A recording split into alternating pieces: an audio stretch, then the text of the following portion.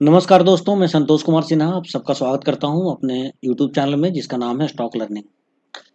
दोस्तों, आज जैसा आप सब लोगों ने देखा कि सेंसेक्स ने और निफ्टी ने एक नया हाई बनाया। कल परसों तक मार्केट में बहुत ज़्यादा मायूसी थी एवरग्रांडे को लेकर के। चाइना में जो रियल एस्टेट में जो क्राइसिस चल रहा है उसको लेकर के उसको ध्यान में रखते हुए काफ़ी ज़्यादा लोग निराश थे। मगर आज जो है वो सेंसेक्स 60,000 के आसपास जो है वो ट्रेड कर रहा था। एक समय तो ऐसा लगा कि ऑलमोस्ट ये आज 60,000 को टच कर देगा, 60,000 को भी क्रॉस कर जाएगा, मगर थोड़ा सा जो है वो पास पहुंच गए और फिर वहां से जो है वो लौट गया।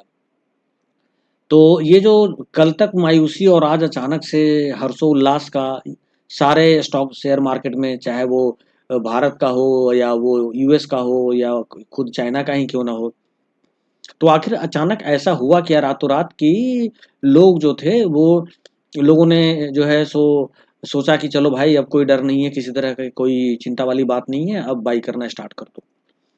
तो हम इसके बारे में बात करेंगे और मैं आपको कारण बताऊंगा कि हुआ क्या और सेंसेक्स कैसे कैसे बढ़ रहा है। तो चलिए देखते हैं।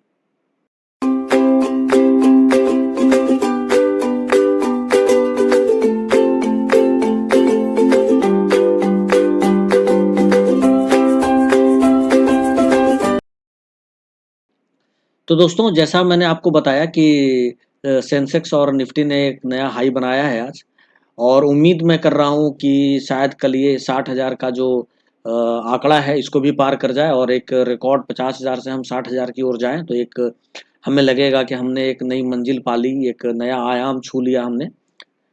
तो ऐसा हुआ तो इसके पीछे कारण ये था कि जो चाइना की जो रियल एस्टेट कंपनी है एवरग्रांडे, जिस पे मैंने पिछला वीडियो बनाया था और मैंने बोला था कि इनको लगभग जो है 183-84 बिलियन डॉलर का जो है इंटरेस्ट पे करना है बॉन्ड के अगेंस्ट में, जिसका कि जो पेमेंट है वो इनका आज ही होना था। तो अब जो है इनका एक 23 को होना था और एक 29 तारीख को होना था। तो हुआ ये कि एवरग्रांडे ने किसी तरीके से अभी मैनेज कर लिया कि, और उसने नोटिफाई भी किया, सूचित भी किया है कि मैं इस ड्यू को पे कर दूंगा, चुका दूंगा, ये जो इंटरेस्ट मुझे चुकाना है।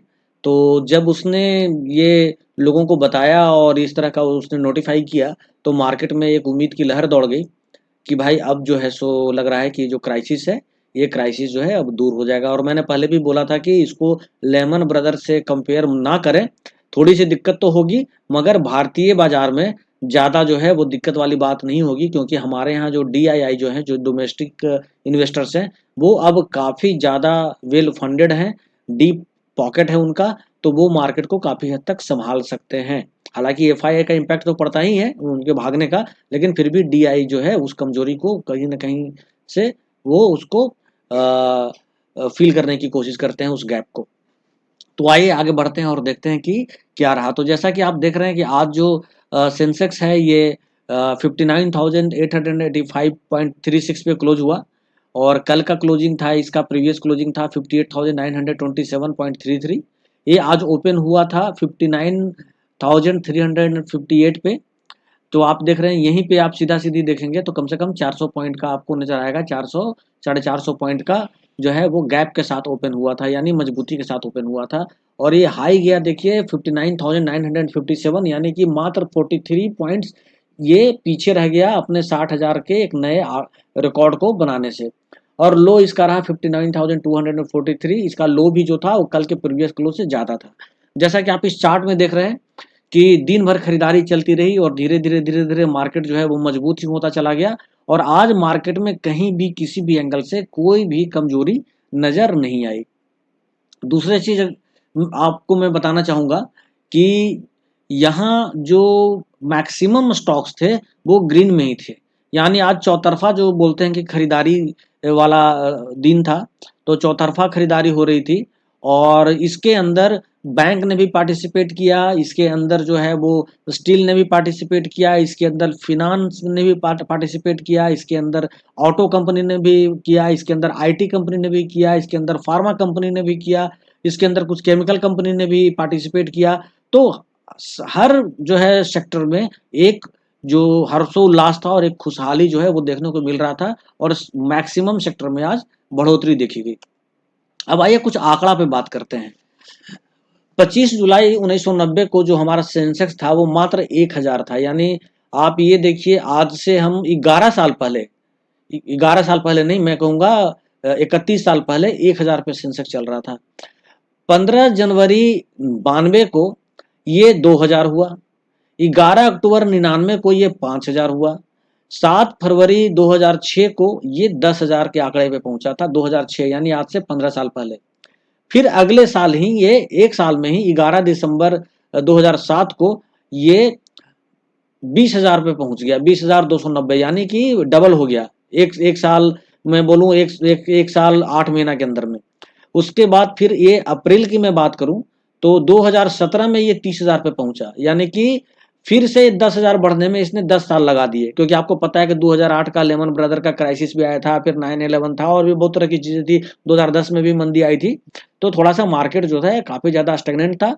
तो 10 साल में इसने जो है वो 10,000 और बढ़ाइए और 30,000 30,133 का आंकड़ा पार किया। उसके बाद फिर 2 साल के बाद यानी 3 जून 2019 को इसने 40,267 पे इसकी क्लोजिंग थी सेंसेक्स की, मैं सेंसेक्स की बात कर रहा हूँ। और इसी साल फरवरी में ये 50,255 पे ट्रेड कर रहा था, और अभी सितंबर में ये 59,885 पे ट्रेड कर रहा है, और मोस्ट प्रोबेबली कल जैसा कि हमें लग रहा है कि हम जो है सो ये 60,000 का आंकड़ा पार कर देंगे। तो अगर हम ये देखें कि देखिए डिफरेंस देखें तो देखिए कि 1,000 पॉइंट आगे बढ़ने में सेंसेक्स ने 1.5 साल का टाइम लगाया। उसके बाद फिर 3,000 पॉइंट और आगे बढ़ने में सेंसेक्स ने जो है वो लगभग आप देखेंगे तो 7.8 ईयर्स, यानी ऑलमोस्ट समझिए ये कि क्वार्टर टू 8 ईयर्स के आसपास का टाइम लगाया। उसके बाद फिर 5,000 बढ़ने में फिर जो है सो सेंसेक्स ने लगभग 6.5 साल का टाइम लगाया। 10,000 बढ़ने में सेंसेक्स ने लगभग जो है सो 2 साल का टाइम लगाया। फिर 10,000 में मानूंगा 9,842, मतलब 10,000 का पॉइंट बढ़ने में सेंसेक्स का इसने 10 साल लगा दिए। सबसे बड़ा जो हमारा पीरियड था वो 2007 से लेकर के 2017 तक का जो 10 साल का जो पीरियड था, ये स्टॉक मार्केट के लिए बहुत अच्छा नहीं था, क्योंकि इस ड्यूरेशन में स्टॉक मार्केट ने बहुत सारे मार्केट क्रैश और डाउनफॉल को देखा। यही कारण है कि 10,000 बढ़ने में इसने 10 साल लगा दिए। उसके बाद फिर अगला 10,000 बढ़ने में इसने 2 साल का टाइम लगाया।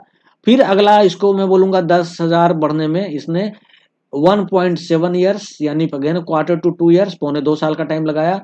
और अभी आप देखेंगे 23 सितंबर को कि इसने फिर से 10,000 के आसपास जो है बढ़ोतरी करने में, यानी 50,000 से 60,000 पहुंचने में इसने सिर्फ 7 महीने का टाइम लगाया। तो इस बार जो हम 50,000 से 60,000 की ओर पहुंच रहे हैं, वो अब तक पिछले, अगर मैं यहाँ आपके सामने आप देख रहे हैं कि 31 साल का 30 साल का डेटा है, तो पिछले 30 साल में हमने सबसे कम समय में 10,000 पॉइंट सेंसेक्स को बढ़ते हुए देखा है, and that is only in 7 month, just 7 months. जबकि हमने कोविड का दो पैंडेमिक देखा है, still we are about to touch 60,000 point Sensex. तो अभी आप ये देखें, और अभी जो है आप यहाँ पे देखेंगे कि अगर हम बात करें तो लगातार आप देखिए, अगर हम 11 दिसंबर 2007 से बात करें तो 10,000 पॉइंट टच करने में लगभग जो है सो 1.9 ईयर्स, उसके बाद फिर लगभग 10 साल, फिर जो है सो 10,000 बढ़ने में लगभग 2.25 साल या 2 साल, फिर 10,000 बढ़ने में लगभग जो है सो 1.25 साल, और अब 10,000 बढ़ने में सिर्फ और सिर्फ 7 महीने। ऐसा क्यों हो रहा है? ऐसा इसलिए हो रहा है कि हमारी जो प्रेजेंट गवर्नमेंट है, जो सेंट्रल गवर्नमेंट है, वो मैन्युफैक्चरिंग को बहुत ज़्यादा बढ़ावा दे रही है, चाहे वो PLI स्कीम निकाल के, चाहे मेक इन इंडिया निकाल करके, और वो अपॉर्चुनिटी देख रही है कि कौन कौन सो सेक्टर्स हमारे जो हैं वो ग्रोइंग सेक्टर्स हैं, चाहे वो टेक्सटाइल हो, चाहे फार्मा हो, चाहे केमिकल हो, चाहे इलेक्ट्रॉनिक्स हो, चाहे ऑटोमोबाइल्स हो, किस किस सेक्टर्स में संभावना है कि हम compete कर सकते हैं इंटरनेशनली, और हम जो है काफ़ी ज़्यादा जो है एक्सपोर्ट कर सकते हैं। तो सरकार अपने कंट्री में इंडस्ट्री को बहुत ज़्यादा बढ़ावा देने पे लगी हुई है। यही कारण है कि हमारा जो आप देख रहे हैं कि सेंसेक्स है या स्टॉक मार्केट है इतनी तेजी से भाग रहा है, और हमने आज सिर्फ एक रिकॉर्ड हाई नहीं बनाया है, बल्कि हमने रिकॉर्ड कम समय में रिकॉर्ड हाई बनाया है, यानी कि 50,000 से 60,000 पहुंचने में, यानी 10,000 पॉइंट की बढ़ोतरी करने में we have taken only 7 years।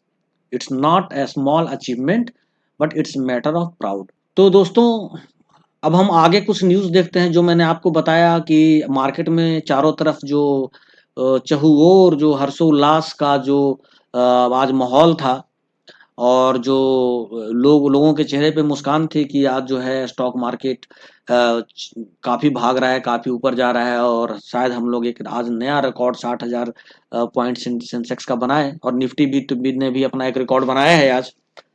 तो इसके पीछे वजह थी, इसके पीछे वजह ये थी कि आप यहाँ पे देख रहे हैं द वॉल स्ट्रीट जर्नल में, वहां पे जो हम लोग जो डर रहे थे, और अभी भी डर खत्म नहीं हुआ है, मगर फिर भी क्या होता है ना कि जैसे हम लोग डॉक्टर के पास जाते हैं तो डॉक्टर को ये नहीं बोलते हैं कि बीमारी ठीक हो गई, ये बोलते हैं कि पहले से थोड़ा बेहतर है। तो वही चीज है कि फीलिंग बेटर वाली बात है, कि जहां पे ये लग रहा था कि एवरग्रांडे जो है वो डिफॉल्टर हो जाएगी, बैंकरप्ट हो जाएगी, वो अपने लोन को नहीं चुका पाएगी, वहीं पे उसने ऑफिशियली अनाउंस किया कि भाई हम अपने लोन को चुका देंगे, और वो ट्राई कर रही है। जबकि इसमें गवर्नमेंट ने कोई रोल जो है अपना इसमें प्ले नहीं किया है। ये जो भी हो रहा है वो सब बैंकिंग सेक्टर जो है, फिनांस सेक्टर और रियल एस्टेट मिलकर के आपस में इसको सॉर्ट आउट कर रहे हैं। तो आप जैसे यहाँ पे देख सकते हैं हेडलाइन कि China Evergrande's flagship business resolves an onshore bond payment. ठीक है, investors are waiting to see if the giant developer pays a coupon due Thursday on its US dollar bonds. मतलब कि लोगों की नजर बनी हुई है कि ये जो है एवर ग्रैंडे जो है वो पे कर पाती है या नहीं कर पाती अपने इंटरेस्ट को, लेकिन उसने ये बताया है कि हम बन्ने भाई इस इशू को रिजॉल्व कर दिया। क्योंकि हुआ क्या कि आप ये देखिए, लिखा हुआ है embattled China Evergrande's group's flagship property business said it would make an interest payment of an onshore bond, giving the highly indebted conglomerate more time to work out what investors expect will be lengthy and complicated restructuring। उसके बाद लिखा हुआ है कि Hengda real estate group company, यानी जो Hengda real estate group company है, the biggest unit of the giant conglomerate said Wednesday it negotiated privately with holders of an on source bond to settle a 232 billion yuan, यानी जो लगभग 35-36 million dollar के बराबर होता है। 232 million yuan, yuan जो है वो वहां का चाइना का करेंसी है। Coupon payment date is due Thursday, the 5 year bonds has a 4 billion yuan principal value. तो ये जो है इन्होंने बताया है कि हम जो है इतना का जो है सेटल कर देंगे 232 मिलियन का। तो एक तो ये न्यूज निकल कर के आई। दूसरा आप देखिए, रेउटर्स के अंदर ये न्यूज निकल करके आया है कि Evergrande domestic debt deal claims immediate contagion concern.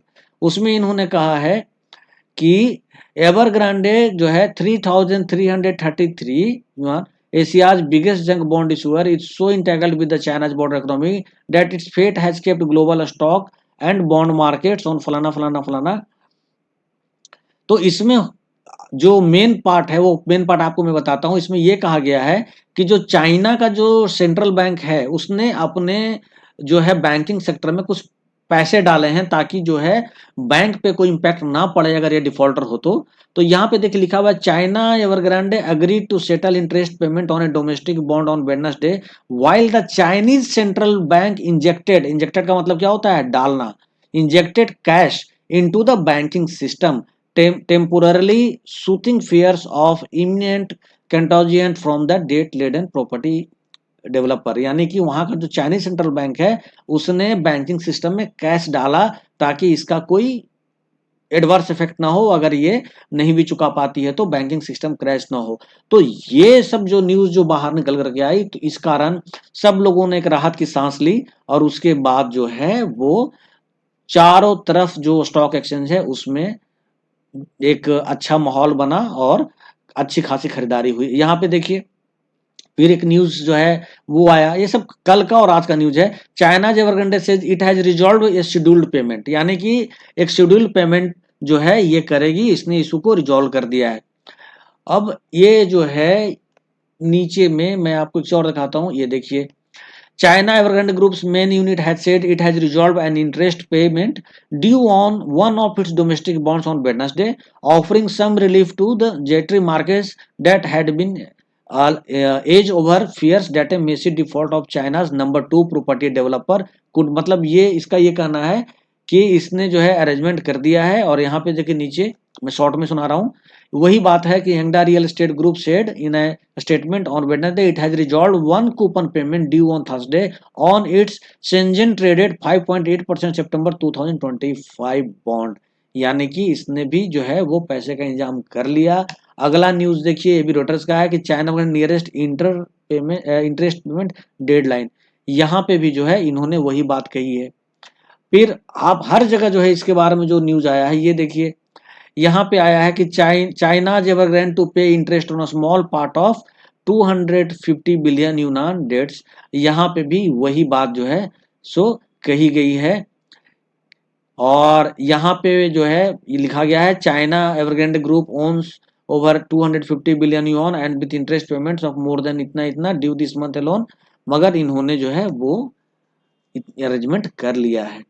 तो इन सब चीजों से एक देखिए हिंदुस्तान में भी खबर आई थी कि चीन की कंपनी पर दुनिया भर की नजर, थोड़ी राहत की भी खबर। तो यहां पे भी देखिए देख रहे हैं आप, कहा गया है कि दिवालिया होने की कगार पर खड़ी चीन की दिग्गज रियल एस्टेट कंपनी एवरग्रांड ने कहा है कि वह 23 सितंबर को एक बॉन्ड कूपन का भुगतान करेगी। 23 यानी आज करने वाली है। डॉलर बॉन्ड की ये रकम लगभग 3.58 करोड़ डॉलर हो सकती है। आसान भाषा में समझें तो ये बैंकों के कर्ज पर ब्याज की सिर्फ पहली किस्त भर है। हालांकि ये तात्कालिक राहत की खबर भी है, क्योंकि ऐसी आशंका थी कि एवरग्रांड के डिफॉल्ट की स्थिति में दुनिया भर के शेयर बाजार में संकट पड़ सकता है। दरअसल एवरग्रांड ने बीते दिनों चीन की सरकार को बताया था कि 300 बिलियन डॉलर से अधिक का कर्ज है और वह बैंकों के भुगतान से चूक सकती है। अगर कंपनी बकाया भुगतान में डिफॉल्ट करती है तो दुनिया भर के मेटल, केमिकल और स्टील समेत अन्य सेक्टर प्रभावित होंगे। इसी आशंका की वजह से दुनिया भर के बाजारों में गिरावट भी देखने को मिल रही है। फिलहाल निवेशकों की इस बात पर निगाह है कि हांगकांग के पास स्थित दक्षिणी शहर शेंझेन की रियल एस्टेट कंपनी एवरग्रांड गुरुवार यानी 23 सितंबर को अपने एक बॉन्ड पर भुगतान कैसे करती है। तो कहने का मतलब ये है कि लोगों को जो आशंका थी, तो एवरग्रांड ने जो बताया कि भाई हमने बात कर ली है, हम निगोशिएट कर रहे हैं और हम एक शेड्यूल पेमेंट करेंगे, और उधर जो चाइना का जो सेंट्रल बैंक है वो भी अपने बैंकिंग सिस्टम में कैश जो है वो इंजेक्ट कर रहा है। तो स्थिति को संभालने में सभी लोग लगे हुए थे, और जब ये न्यूज आई तो मार्केट ने थोड़ा विश्वास किया कि शायद हो सकता है कि इस क्राइसिस को चाइना जो है वो संभाल ले और ये इनका लोकल क्राइसिस बन के रह जाए और इसका असर दुनिया भर के बाजारों पे ना पड़े। इसीलिए लोगों ने आज एक फिर नए उत्साह के साथ खरीदारी शुरू किया। तो ये अपडेट था, और अभी जो है इन्होंने पूरा पेमेंट किया है, कितना पेमेंट किया ये न्यूज भी आज या कल तक आ जाएगा। तो अगर ये न्यूज अगर आती है कि हाँ एवरग्रांड ने पूरा पेमेंट कर दिया या हाफ किया, तो मैं उसके ऊपर भी एक वीडियो बनाऊंगा। और ये रिकॉर्ड हाई और रिकॉर्ड लो पे जनरली मैं वीडियो नहीं बनाता, लेकिन मेरा बनाने का बस पर्पस ये चीज था कि खरीदारी है, इसके पीछे ये रीजन है, और मैं फॉलो अप कर रहा हूँ इस चीज को कि ये चाइना का जो क्राइसिस है ये किस करवट जो है सो बैठता है, कुछ ये हमें हल होते हुए दिख रहा है। तो बस एक ये छोटी सी जानकारी थी। और दूसरी चीज मैं आपको अंत में एक बात और बताना चाहूंगा कि आज मार्केट में जो नया हाई बना है, जो आप लोगों ने सभी ने देखा, हमने देखा, मगर साथ ही साथ आज मार्केट में लगभग 2.5 करोड़ इक्विटी की शॉर्ट सेलिंग भी हुई है। माने 1.80 करोड़ तो बड़े बड़े शेयरों में हुए हैं शॉर्ट सेलिंग। बाकी समझिए कि 50 लाख 60 लाख तो आप छोटे शेयरों में भी मान के चल सकते हैं। तो लगभग 2.5 करोड़ के आसपास की शॉर्ट सेलिंग हुई है। तो शॉर्ट सेलिंग होने का मतलब है कि ऊपरी दाम पे इसको शॉर्ट किया गया है, सेल किया गया है, और इसकी रिकवरी फिर नीचे के प्राइस पे खरीद करके की जाएगी, और नीचे के प्राइस पे तभी खरीदा जाएगा जब मार्केट नीचे आएगा। तो थोड़ा-सा इस चीज़ का भी आप लोग ध्यान रखेंगे। शॉर्ट सेलिंग होना कोई बहुत अच्छी खबर नहीं होती है, शॉर्ट सेलिंग होना भी एक नेगेटिव खबर न्यूज़ है। बाकी आप लोग देखिए और इंतज़ार कीजिए अगले अपडेट का। अगर अगला कुछ ऐसा अपडेट आता है तो मैं आप लोगों के सामने एक बार फिर उपस्थित होऊँगा। और ये मैंने जस्ट एक नॉलेज पर्पज़ से वीडियो बनाया है। मेरा चैनल का ईमेल आईडी है stk.learning@gmail.com। इस ईमेल आईडी पे आप मुझे कम्युनिकेट कर सकते हैं और मैं कोशिश करूँगा आपके सवालों का जवाब दूँ, अगर कोई क्वेश्चन हुआ तो। इसी के साथ मुझे आज्ञा दीजिए। नमस्कार, जय हिंद, जय भारत, वंदे मातरम।